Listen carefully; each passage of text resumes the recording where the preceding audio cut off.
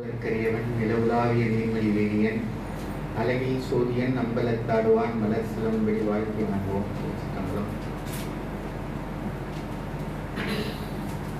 எல்லோருக்கும் இனிய வணக்கம். நம்முடைய தாய் தந்தையரை வணங்கி, முன்னோர்களை வணங்கி, என்னுடைய ஆசிரியர் பெருமக்களை வணங்கி, என் குருநாதரை வணங்கி, இங்கே வந்திருக்கிற நீங்கள் எல்லோரையும் வணங்கி, டைம் பார்த்துப்போம். முதல்ல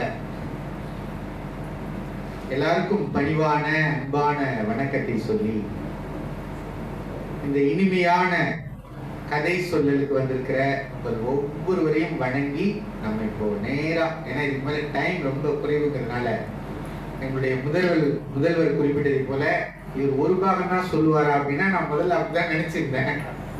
பொதுவாக நான் ஒரு 500 பக்கம் 600 பக்கம் அப்படி படித்தா அதில் ஒரு மணி நேரம் 1.5 மணி நேரத்தில் கதை சொல்லியிருந்தேன். நம்முடைய நண்பர்கள் வசந்தராஜா நிறைய பேர் அதை ரசித்து கேட்கிறவர்கள் நிறைய பேர் இருந்ததுனால ஒரு புத்தகத்தையும் படிச்சுட்டு 1 மணி நேரம் 1.5 மணி நேரம் கதை சொல்லியிருக்கேன். அது நம்ம தாய் டிவியில் இருக்கு, நீங்கள் பார்க்கலாம். கிளியோபாட்ரா பற்றி பேசுகிறேன், அகிலன் எழுதிய நாவல் பற்றி பேசுகிறேன், சித்திரப்பாவை பேசியிருக்கேன், நம்ம மறைந்த எழுத்தாளர் ஜீவகாருண்யன் அவர் எழுதிய கிருஷ்ணன் என்கிற மாமகன் அதை பற்றி பேசியிருக்கேன், எதுவேஷம்னு ஒரு கன்னட நாவல் பற்றி பேசியிருக்கேன், ஒரு மலையாள நாவல் பேசியிருக்கேன், அப்படி நிறைய பேசியிருக்கேன். அதெல்லாம் ஒரு மணி நேரம் இருக்கும் நம்ம தாய்த்தியில் இருக்கு. இந்த உடையார் பாலகுமாரன், முதல்ல அவருக்கு என்னுடைய பணிவான வணக்கம்.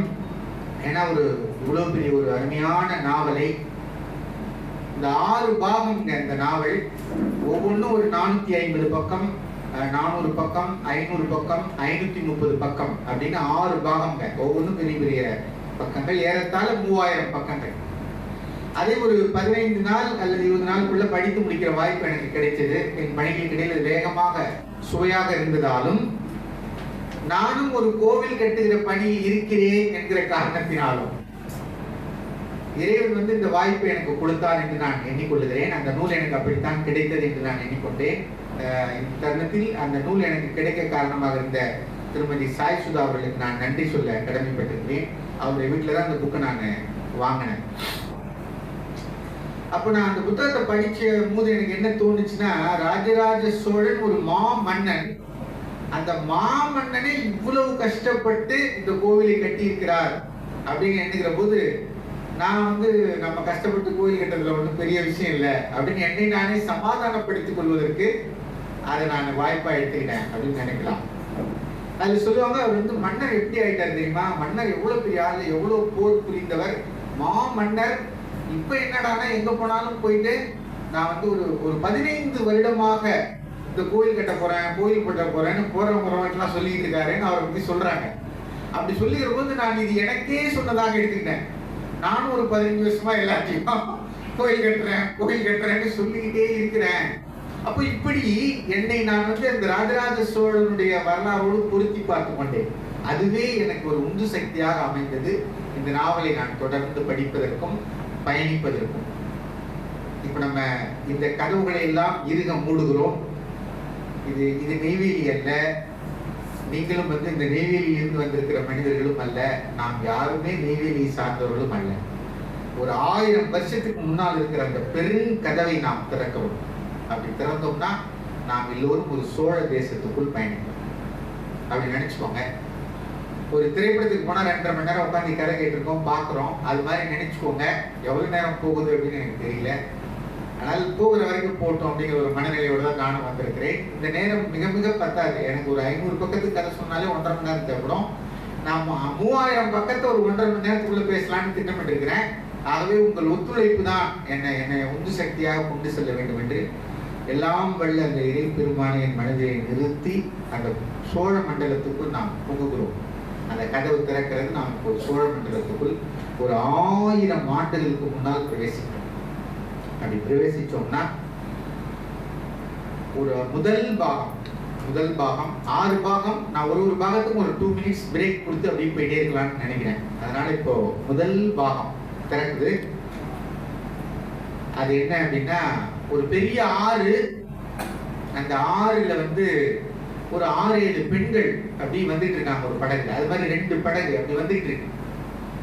வந்து கொண்டே இருக்கிற போது, அந்த காவிரி ஆறுல வந்து கொண்டே இருக்கிற போது அந்த படகு திடீர்னு கவிழ்ந்து அப்படியே விடுகிறது. இப்போ அங்க வந்து பிரம்மராயர் என்று ஒரு மாபெரும் சேனாதிபதி, அவர்தான் சோழ மண்டலத்தினுடைய ராஜராஜ சோழனுடைய மகா சேனாதிபதி, அவர்தான் பிரம்மராயர். ஆள் நல்ல ஆஜானபாகம், பெரிய இதா இருப்பாரு, பெரிய சரீரம், வைணவ பாரம்பரியம் மிக்கவர் அவரு. பாருங்க, நம்ம சைவ கதை முழுக்க அவர் வந்து வைணவ பாரம்பரியம். அவர் வந்து அப்படி அந்த ஜடையை பிடிச்சி அப்படி கட்டி அந்த துண்டை மேல போட்டு வழிச்சு கட்டினா உடனே தன்னுடைய படைவீரன் அழைச்சி வானம் அந்த ஆற்றங்கரைக்கு போவோம். ஓலை வந்திருக்கிறது. இந்த நாவல் முழுக்கங்க எல்லாம் ஒற்றர்களுடைய சாம்ராஜ்யம் தாங்க. யார் 2 பேர் நின்று பேசிட்டா இன்னொருத்தன் இருக்கிறான்னா அவன் ஒற்றன், அவன் கேட்டுட்டு இருக்கான்னு அர்த்தம். பேசிட்டு இருக்க 2 பேர்லயும் ஒருத்தன் ஒற்றனா இருக்கலாம், 2 பேருமே கூட ஒற்றனா இருக்கலாம். ஒருத்தர் ராஜராஜ சோழனுடைய ஒற்றனா இருப்பான், ஒருத்தர் பஞ்சமன் பாரதியின் ஒற்றன். இப்படி கதை முழுக்க ஒற்றருங்க. அதை பற்றி பேசவே நமக்கு தனியா நேரம் எடுக்கும், நம்ம அதுக்குள்ள போகல. அவருக்கு செய்தி வந்து விடுகிறது, ஆற்றை நோக்கி வருகிறார்கள். ஆட்டுக்கு வந்தா இந்த பெண்கள் எல்லாம் அப்படியே அந்த படகு கவிழ்ந்து அந்த ஆட்டுக்குள்ள மூழ்க தொடங்குகிறார்கள். உடனே ஒரு ஆட்டுல வீரர்களை விரட்டுகிறார். வீரர்கள் பாய்ந்து அப்படியே அந்த ஆட்டுக்குள்ள குதிக்கிறாங்க. குதிச்சோட பிரம்மராயர் என்ன பண்றாரு, அவரும் தன்னுடைய அந்த பெரிய சரீரம், ஆற்றல் மிக்க ஒரு சேனாதிபதி அப்படி நினைக்கல பாருங்க. இப்ப நம்முடைய முதல்வர் அவர் குறிப்பிட்டது போல ராஜராஜ சோழன் எவ்வளவு பணிவாக இறங்கி வந்தார் என்பதை நம்ம இப்ப பார்க்க போறோம். அவருடைய படை வீரர்களும் அப்படி இருந்தாங்க. இப்ப காமராஜர் பற்றி அருமையாக கவிதை வாசிச்சாங்க, அவங்களுக்கு எல்லாம் பாராட்டுகள். கோவிலை பற்றி கவிதை வாசிச்சாங்க, அவங்களுக்கு பாராட்டுகள். அப்ப காமராஜர் என்கிற ஒரு பெரிய மனிதர் முதல்வராக இருந்தாருன்னா அவர் படையில இருந்த எல்லா அமைச்சர்களும் அப்படி இருந்தாங்க. அவரோடு இருந்தவர்கள், ஒரு ஜீவானந்தம் எளிமையானவராக இருந்தார், ஒரு கக்கன் எளிமையானவராக இருந்தார், அவர் படை வீரர்கள் எல்லாருமே எளிமையா இருந்தாங்க பாருங்க. அது மாதிரி ராஜராஜ சோழனுக்கு கூட இருக்கிற எல்லாருமே எளிமையா இருந்தாங்க.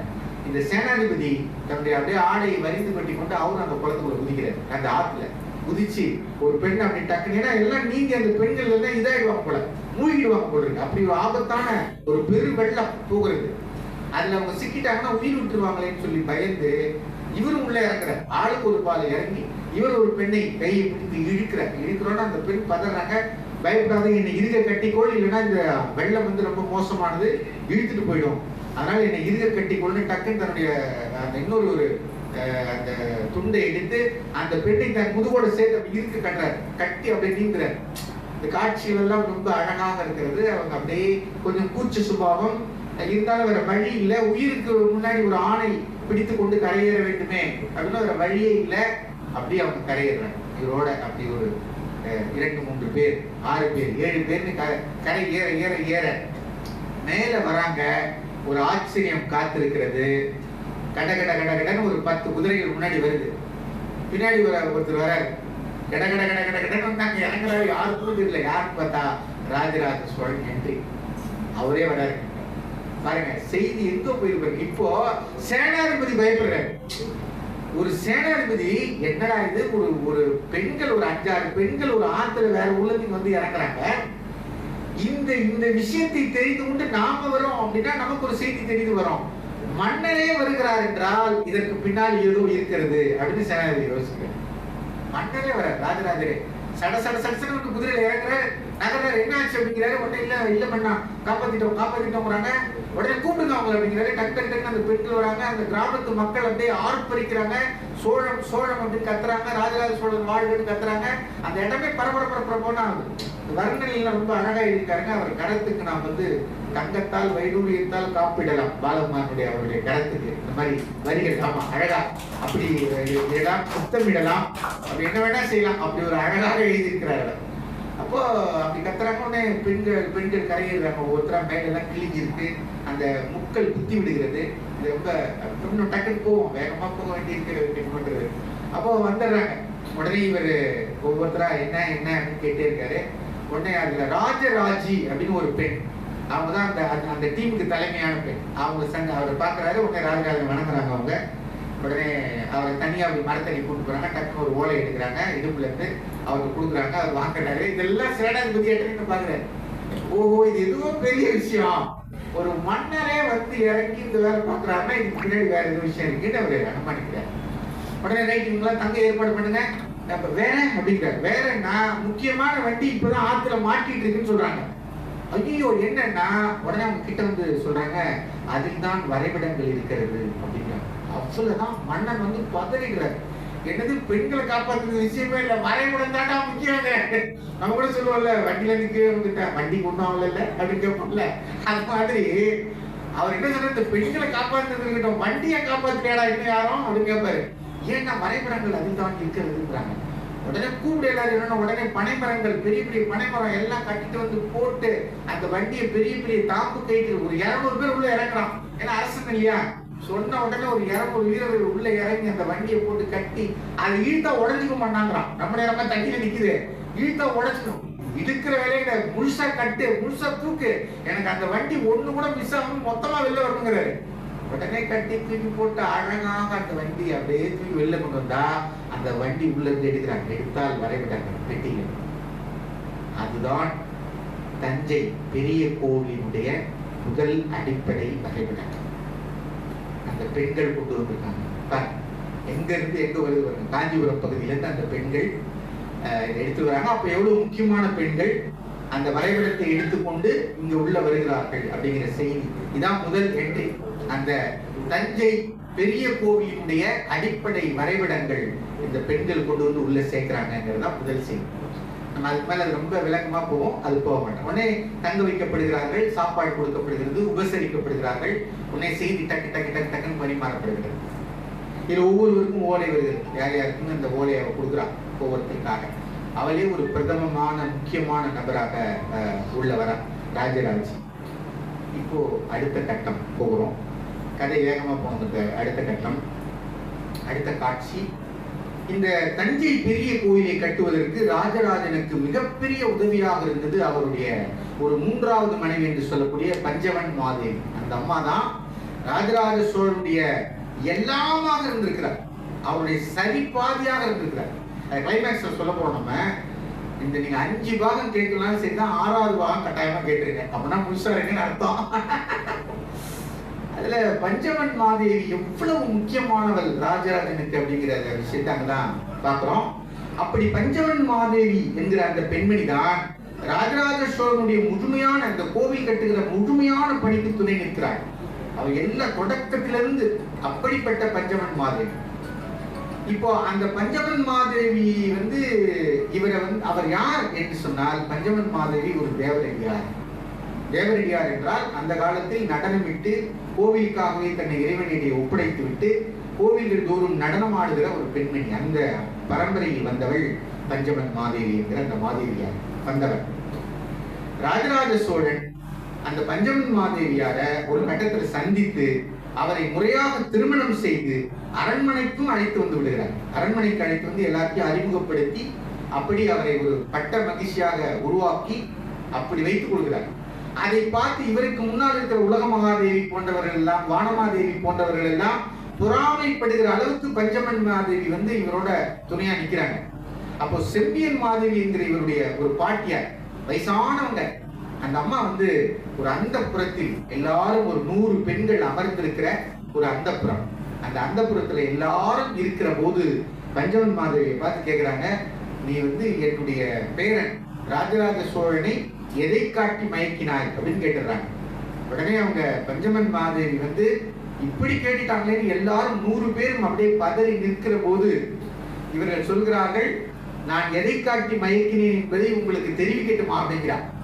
உடனே இவர்கள் எல்லாம் பதைத்து அப்படியே எட்டி பார்க்கிற போது, நான் எதை காட்டி, என் உடம்பை காட்டிதான் மயக்கினேன், எப்படி மயக்கிறேன் என்பதை உங்களுக்கும் தெரிந்து கொள்ள ஆவலாக இருந்தால் உங்களுக்கும் அதை நான் தெரியப்படுத்துகிறேன்னு பஞ்சவன் மாதேவி சொல்றாங்க. சொல்லிட்டு அந்த அந்தப்புறத்தில் நடு மேடையில் ஏறி வந்து தன் ஆடைகளை வரிந்து கட்டி கொண்டு சலங்கை எடுத்து வர சொல்லி தன் காலிலே கட்டி ஆடத் தொடங்குகிற போது சுந்தரமூர்த்தி நாயனாருடைய வரலாறு சொல்றாங்க.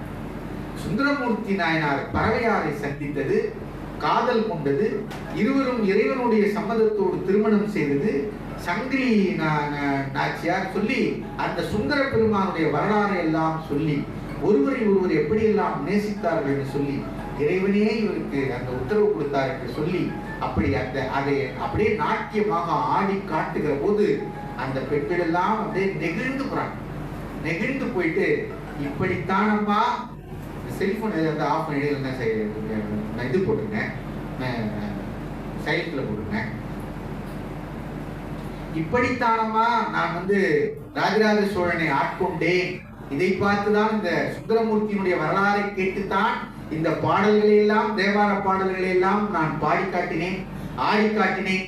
இதை பார்த்துதானம்மா அவர் என்னை காதலித்தார், நானும் அவரை காதலித்தேன், திருமணம் செய்து கொண்டோம் என்று சொல்லுகிற போது செம்பியன் மாதேவி இவரை கட்டி தழுவி கொள்கிறார். கட்டி தழுவி கொண்டு அதன் பிறகு நேரம் கிடைக்கும் போதெல்லாம் சுந்தரமூர்த்தி வரலாறை சொல் என்று பஞ்சமன் மாதேவி இவர் கேட்டு மகிழ்ந்தார் அப்படின்னு கதை போது. அடுத்த காட்சி, பஞ்சமன் மாதேவி எப்படிப்பட்டவராக இருந்தார் என்றால் ஒரு பெரிய ஆளுமை மிக்க பெண்மணியாக இருக்கிறார். அவர் அரண்மனைக்குள்ளே எல்லாரையும் ஆட்கொண்டு விடுகிறார். எல்லா வேலையும் இந்த அம்மா பார்க்குது. அரசன் பார்க்கிற எல்லா வேலையும், அவர் எங்க போவார், எப்ப எந்திரிப்பார், என்ன சாப்பிடுவார், எல்லாத்தையும் இந்த அம்மா தீர்மானிக்குது, எல்லாத்தையும் செய்யுது. அப்ப ராஜராஜரே அசந்து போகிற அளவுக்கு. ஆனால் இப்படி போய்கொண்டிருக்கிற போது இந்த பஞ்சமன் மாதேவியினுடைய ராஜராஜனுடைய முதல் மனைவி பட்டத்து மகிழ்ச்சி, அவங்க தான் உலக மகாதேவி. அவருடைய மகன் தான் ராஜேந்திர சோழன், மிகப்பெரிய பேரரசனாக உருவாக்கிய ராஜேந்திர சோழன், அடுத்த கங்கை கொண்ட சோழத்தை உருவாக்கியவன். அவன் அப்ப இருக்கிறான். அவன் எல்லாம் குழந்தையாக இருக்கிற போதுதான் இவர் மூன்றாவதாக இந்த பெண்ணை திருமணம் செய்யறார். அப்போ அந்த செம்பியன் மாதேவி என்ன சொல்றாங்க, அந்த உலக மாதேவிட்ட, உனக்கு போட்டியாக ஒரு தேவரடியார் குலத்திலிருந்து வந்த பஞ்சமன் மாதேவி ராஜராஜன் கல்யாணம் பண்ணியிருக்கிறான். ஒருவேளை நாளைக்கு அவருக்கு குழந்தை பிறந்தால் அந்த குழந்தை உன்னுடைய ராஜராஜனுக்கு போட்டியாக வந்துடுவான் ஆட்சி.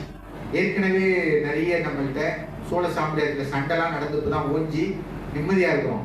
இவளுக்கு வேற குழந்தை பிறந்துட்டா அவன் உனக்கு போட்டியா வந்துடுவான் உன்னுடைய மகனுக்கு. எச்சரிக்கையாரு. அது மட்டும் இல்ல, உன் மகன் உயிருக்கே ஏதேனும் ஆபத்து வந்ததுன்னா அந்த அரசியல் களத்துல இதெல்லாம் ஒரு இருந்திருக்கு அப்படியெல்லாம் அன்னைக்கு. ஆகவே நீ ஜாக்கிரதையாக இருக்குன்னு சொல்லி ஒரு பயமுறுத்திடுறாங்க. எப்பயுமே இந்த வயசானவங்க யாரையாவது பயமுறுத்திட்டே இருப்பாங்க வீட்டுக்குள்ள இருந்துட்டு, அது மாதிரி பயமுறுத்தி விட்டுறாங்க. உலக மகாதேவியும் பயந்து விடுகிறாள். பஞ்சமன் மாதேவியை கூப்பிட்டு அவள்கிட்ட ஓப்பனாகவே இதை சொல்லிடுறாங்க. என்ன சொல்லிடுறாங்கன்னா, எனக்கு எந்த இதுவும் இல்லை, ஆனா நீ எது வேணா பண்ணிக்கோ, என் மகனை எதுவும் பண்ணிடாது, என் மகன் உயிருக்கு எதுவும் ஆபத்து முன்னால் வந்து விடக்கூடாதுன்னு கேட்டுக்கிறான் வாய்விட்டே உலக மாதேவி. பஞ்சமன் மாதேவி ராஜராஜன் மேல உயிரையே வச்சிருக்கா. ராஜேந்திர சோழன் மேல, அவருடைய மகன் மேல உயிரையே வைத்திருக்கா. தன் மகனாக எண்ணியே அவனை வளர்க்கிறாள். அப்படி இருக்கிற போது அந்த தாய் இப்படி கேட்டு விட்டாரேன்னு இவருக்கு ரொம்ப மனசு வலிக்குது. வலிச்சுட்டு உடனே அப்படிலாம் எதுவும் நடக்காதுமா, நீங்க கவலைப்படாதீங்கன்னு சொல்லிட்டு ராஜராஜன்கிட்ட போய் ஒரு 3 மாசம் எனக்கு லீவ் கொடுங்கன்னு கேட்கிறேன். நான் பழையாறைக்கு போனோம், எனக்கு கொஞ்சம் வேலைகள் இருக்கு, நான் போயிட்டு வரேன், எனக்கு ஒரு 3 மாசம் லீவ் கொடுங்க அப்படின்னு ராஜராஜன் சொல்றாரு. நீ தான் இங்க எல்லா வேலையும் பார்த்துட்டு இருக்க, திடீர்னு லீவ் கேட்டா எப்படி அப்படின்னு சொல்லி எங்க புலேந்திரன் சார் சொல்ற மாதிரி லீவ் எல்லாம் கொடுக்க முடியாது, வேலைகளை பாருங்க அப்படின்னு சொல்ற மாதிரி. ஆனா இல்ல கட்டாயம் வேணும்னா வேற வழி இல்லாமல் 3 மாதம் விடுப்பு கொடுக்குறார். உடனே இந்த அம்மா தன் சொந்த ஊருக்கு செல்லுகிறார். ஒரு வேலையை முடிக்கிறார். அங்கு தங்கி முடித்து விட்டு மீண்டும் 3 மாதம் கழித்து அரண்மனைக்கார். நான் சுருக்கமா போன வேற, அதனால டைம் பார்த்துக்கிறேன். அரண்மனைக்கு வரேன். அரண்மனைக்கு வந்தோடனே நேரா உலக மகாதேவி பாக்குறாங்க. உலக மாதேவி பார்த்துட்டு, என்னம்மா கொஞ்சம் இழைச்ச மாதிரி இருக்கிற, என்கிட்ட கூட சொல்லாம நீ அப்படி எங்க போன, 3 மாசம் திடீர்னு காணாம போயிட்டு, இதெல்லாம் நியாயமா, ஏன் அப்படி பண்ண அப்படிலாம் கேட்கிறாங்க.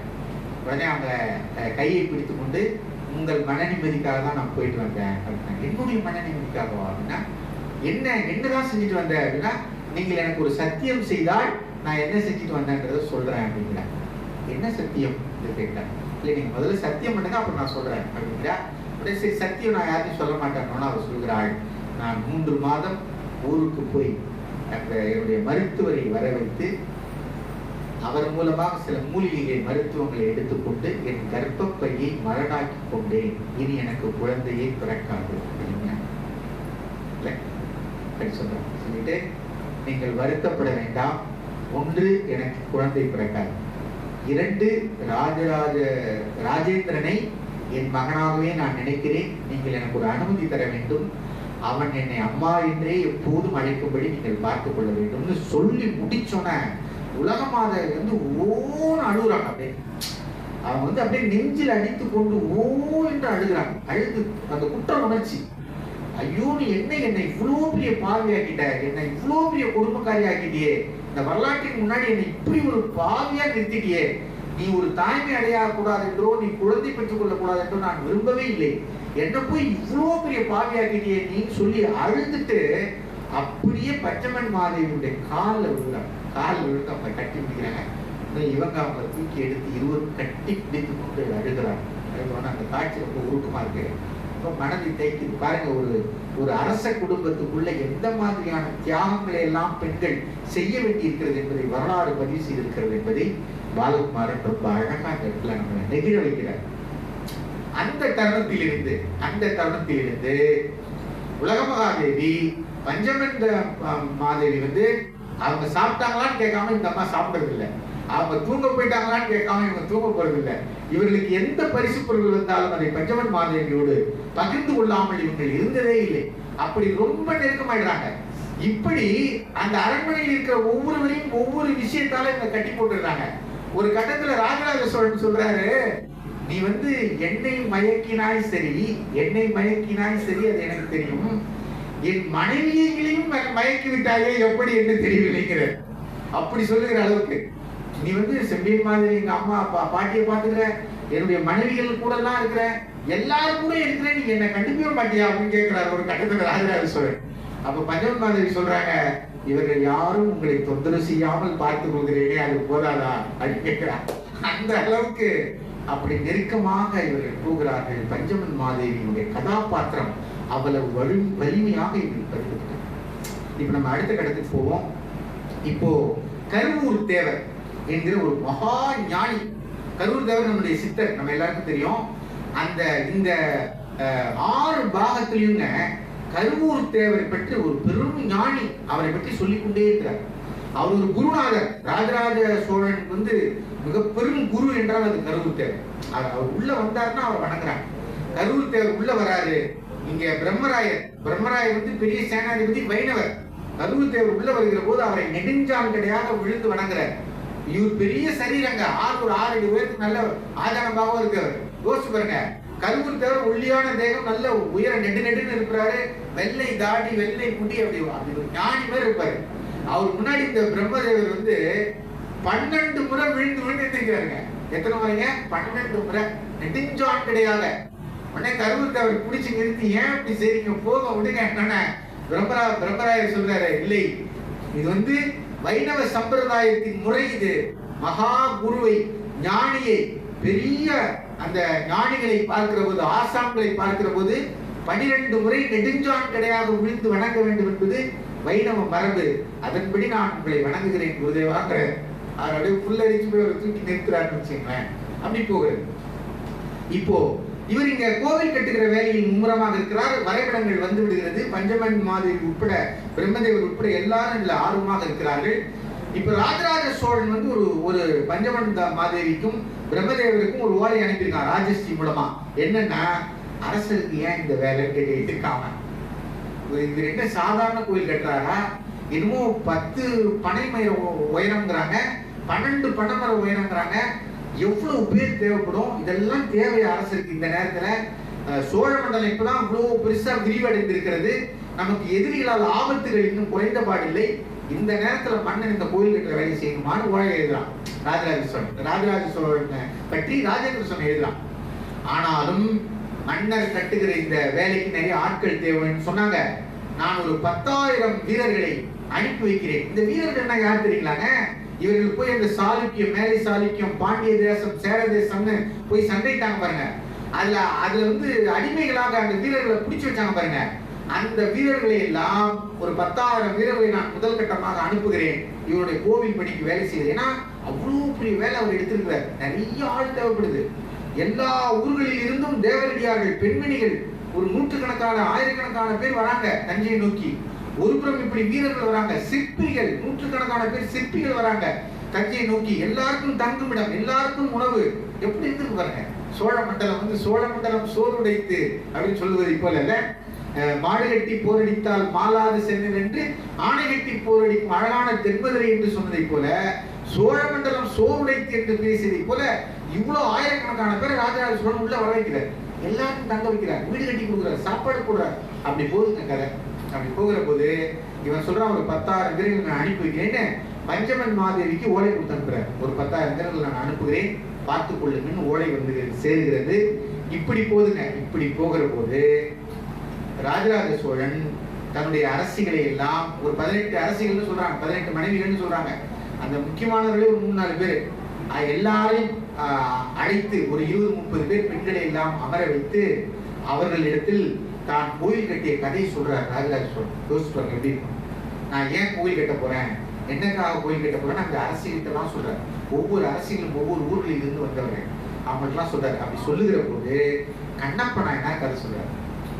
கண்ணப்ப நாயனார் கதை பாருங்க, கடவுளுக்கும் கடவுள் அனுபவத்துக்கும் அறிவுக்கும் படிப்புக்கும் ஏதேனும் சம்பந்தம் இருக்கிறதா அப்படின்னு அவங்ககிட்ட கேட்கிறார். இல்லவே இல்லை. கடவுள் அனுபவத்துக்கும் படிப்புக்கும் ஞானத்துக்கும் அறிவுக்கும் எந்த சம்பந்தமும் இல்லைங்கிற அப்படி சொல்லிட்டு கண்ணப்ப நாயனார் பாருங்க, ஒரு வேடுவர். அவரு இறைவனை போய் பார்த்தாரு. பார்த்த மாத்திரத்துல எல்லாம் ரொம்ப அழகா எழுதியிருக்காருங்க. பார்த்த மாத்திரத்திலேயே ஐயோ குடும்பினார் எங்க இருக்கிறீங்களா, என்ன இந்த காட்டுக்குள்ள தனியா இருக்கீங்க, நீங்க எப்படி சாப்பிடுறீங்க, உங்களுக்கு யார் சாப்பாடு கொடுப்பா, இருங்க நான் சாப்பாடு எடுத்து வரேன் அப்படின்னு கண்ணப்பருடைய அந்த அந்த அன்பு இருக்கு பாருங்க, ஒரு அளவு கடந்த அன்பு. the spontaneous overflow of powerful feelings என்று வில்லியம் வேர்ட்ஸ்வொர்த் சொல்வதை போல இவருடைய அன்பு அப்படி கவிதையா கொட்டுது, பேசுறார், மயக்கிறார். எவ்வளவு ரொம்ப நாள் பழகிய நண்பனோடு பேசுவதை போல அந்த இறைவனோடு பேசுறார். கண்ணப்பன் பேசுறாரு. போய் அந்த பன்றி இறைச்சியை வேட்டையாடி எடுத்து வருகிறார். அவர் வேடுவர், அதை படைக்கிறார். அதை பார்க்கிற அந்த வேதியர் அவர் வேற, கண்ணப்பனார் கதை உங்களுக்கு நிறைய தெரியும். அதனால அவர் வேற இவருக்கு வில்லெல்லாம் போட்டு பூஜை பண்ணிட்டு போவாரு. இவர் அதெல்லாம் தள்ளி விட்டு பன்றிக்கறி வச்சு படைப்பாரு. வாயில அபிஷேகம் பண்ணுவாரு. காட்டு மலர்களை எல்லாம் பறித்து கொண்டு வந்து இவர் தலையில போடுவாரு. இப்படி உடனே இறைவன் மனம் வைத்தான். அந்த அவர்கிட்ட போய் சொல்லி, அந்த வேதியத்தை போய் சொல்லி, நீங்க கண்ணப்பனார் எவ்வளவு அன்பு செலுத்துறாரு பாருங்கன்னு சொன்னோன்னே அவர் மரத்தின் பின்னாடி நின்று பார்க்கிறாரு. கண்ணப்ப நாயனார் இவருக்கு பூஜை செய்கிற போது இறைவன் கண்களில் இருந்து கண்ணீர் வர இவர் மூலிகையெல்லாம் எடுத்து போட்டு பார்க்கிறாரு, வரல. உடனே கண்ணை நோண்டி வைக்கிறாரு, நின்றுடுது.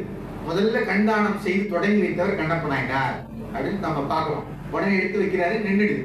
உடனே இறைவன் இன்னொரு திருவிளையாடல் செய்யறான். இன்னொரு கண்ணிலையும் தண்ணி ரத்தம். இவர் காலத்துக்கு செருப்பு காலத்துக்கு அங்க அடையாளம் வச்சுட்டு இன்னொரு கண்ணையும் நோண்ட போறாரு. என்ன அன்பு பாருங்க. நம்ம அங்க எதிரில் அந்த பின்னாடி நின்று பார்க்குற வேதியருக்கு பதனா இவருக்கு உடம்புலாம் ரத்தம் போட்டிருக்கு. ஐயோ என்னடா இவ்வளவு அன்பு வைத்திருக்கா இவர் மேல அப்படின்னு அவர் பதைக்கிறார். அப்போ இன்னொரு கண்ணையும் எடுக்க போகிற போது நில்லு கண்ணப்ப என்று கரங்களை பற்றி நான் இறைவன்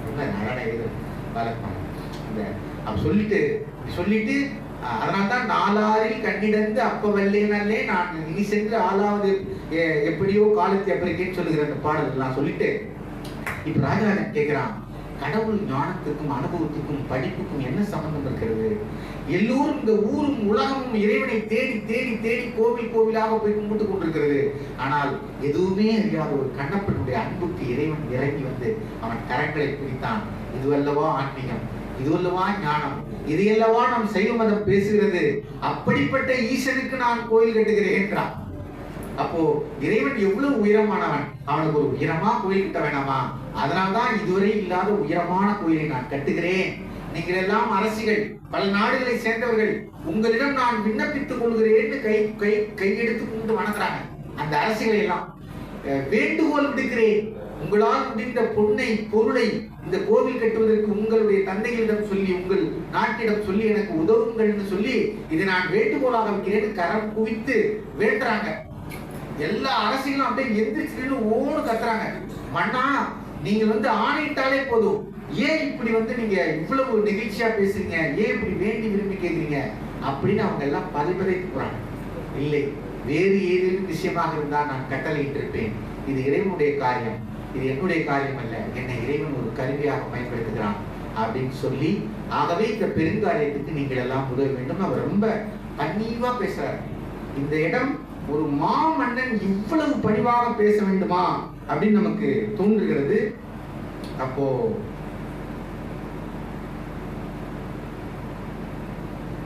அவ்வளவுதாங்க. இப்போ இந்த முதல் பாகத்துடைய இறுதி பகுதிக்கு போயிடுங்க. அடுத்த பாகம் போவோம், டைம் ஆகிட்டே இருந்தாங்க. இப்படி சொல்லிட்டு இந்த கோவில் கட்டுகிற ஏற்பாடுகள், அந்த வரைபடங்கள் எல்லாம் அப்படி இப்படின்னு தயாராகிட்டே போகுது பாருங்க. தயாராகிக்கொண்டே இருக்கிற போது இப்படி கதை கண்ணப்ப நாயனார் கதை பேசி கொண்டிருக்கிற போது வெளியில செய்தி வருதுங்க, 2 செய்தி வருதுங்க. எல்லாமே பஞ்சவன் மாதிரி தான் சொல்லிட்டால, ஃபுல் இன்சார்ஜ் அவங்க தானே, அவங்களுக்கு செய்தி வருது. 2 ஒரு 4 வீரர்கள் வந்திருக்கிறாங்க திருவக்கரை பக்கத்துல இருந்து. 1 2 கரூர் தேவர் வந்திருக்கிறார்.